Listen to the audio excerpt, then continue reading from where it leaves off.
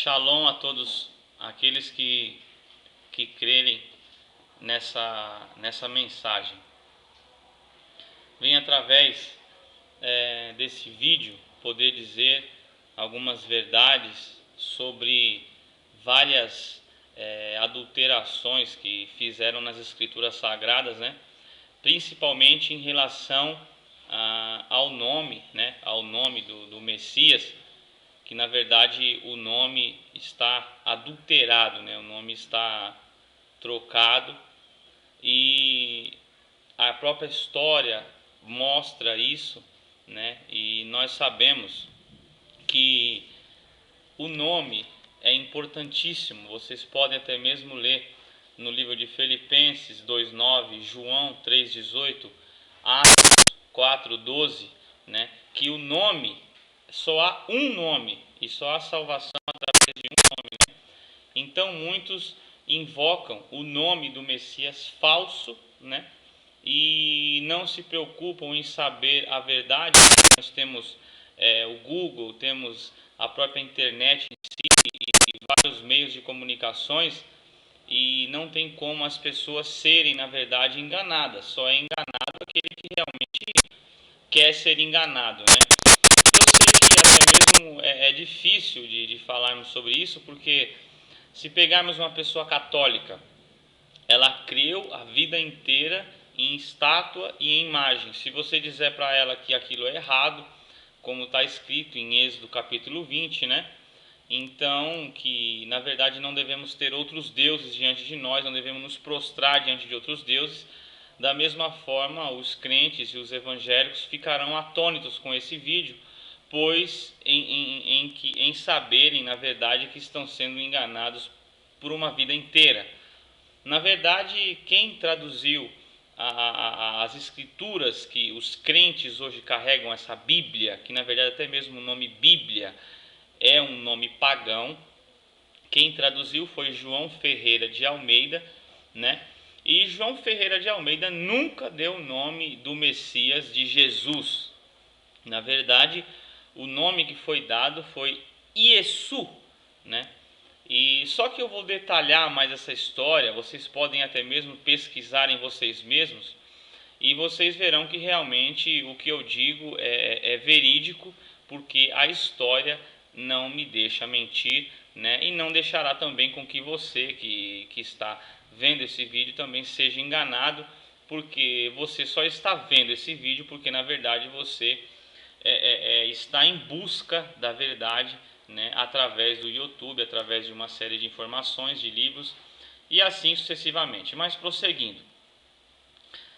Houve um rei chamado-se Ptolomeu, no ano de 150 a 250.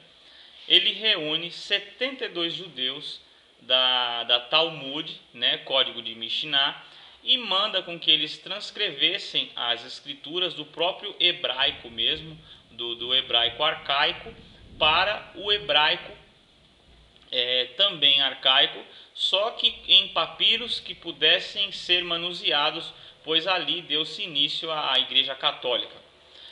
Pois bem, quando houve essa tradução, os próprios judeus, para não quebrarem o código Mishnah, não poderiam nas escrituras passarem o nome verdadeiro, né? Pois o nome que foi passado foi introduzido o nome Deus e o nome Senhor, que é usado por todos os evangélicos hoje e todos os crentes, né, os imbecis dos crentes que não buscam saber da verdade, eles chamam Deus e chamam a palavra Senhor, né? E na verdade são dois nomes pagãos, porque na verdade qual que é o seu Deus? É Apolo, é Zeus, é Atenas? Qual que é? Pois bem, então esse rei Ptolomeu, quando ele manda com que transcrevessem do hebraico arcaico para o próprio hebraico arcaico, os próprios judeus da Talmud, para não quebrarem o terceiro mandamento, eles introduzem o nome Deus e o nome Senhor, que é um nome pagão, paganizou-se por quase 2010 anos, vamos dizer assim, 2000 anos, vamos dizer assim, e na verdade é conhecido pelo mundo inteiro. Um pouco mais adiante na história, um homem chamado-se né, também que foi responsável, um dos tradutores, que vocês conhecem como São Jerônimo, na verdade nunca se chamou São Jerônimo, ele se chamava Ian Herônimo, né?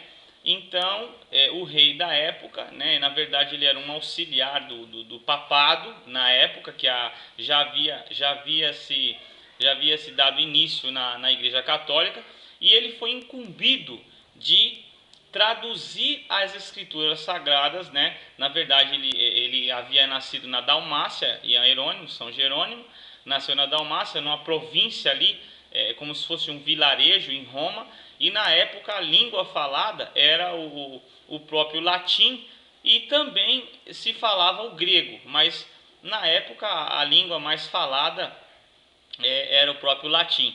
E ele interpreta, né, na verdade, do hebraico para o latim, o nome fica Iesous, né? Iesous, né? Então, esse nome Iesous, né, na verdade ficou durante 1300 anos, do ano 342 ao ano de 420, né, que foi, na verdade, ali o tempo de vida de São Jerônimo, onde ele completa a tradução, introduzindo esse nome. Na verdade, as escrituras traduzidas por ele permaneceu por 1300 anos, conhecida como a Vulgata Latina, né? Todos conhecem a Vulgata Latina, tanto que se vocês pegarem uma Bíblia, né, não gosto de pronunciar esse nome, mas vou dizer porque muitas pessoas não conhecem como escrituras sagradas. Se vocês pegarem as escrituras sagradas e vocês olharem ali no rodapé, no livro de Mateus, vocês verão que existe lá o nome, né, Jesus, e ao lado Yeshua, né, para vocês verem que realmente o nome foi alterado, foi mudado o nome, né? Então o próprio Ian Herônimo, São Jerônimo, ele coloca o nome Iesous, fica por 1300 anos. Assim, logo em diante, né, depois de 1300 anos, ali pelo ano de 1600, acho que vocês conhecem a história aí de João Ferreira de Almeida, onde ele pega ali um panfleto e acaba se convertendo ao protestantismo, né? E ali ele resolve, é claro que era de uma família nobre, né? Ele acaba ele mesmo se incumbindo de traduzir também as escrituras mais para o português. É claro que dentro da história existem outros personagens, né? Na própria tradução alemã nós podemos pegar Martinho Lutero, mas nós estamos falando em relação até chegar no português, né?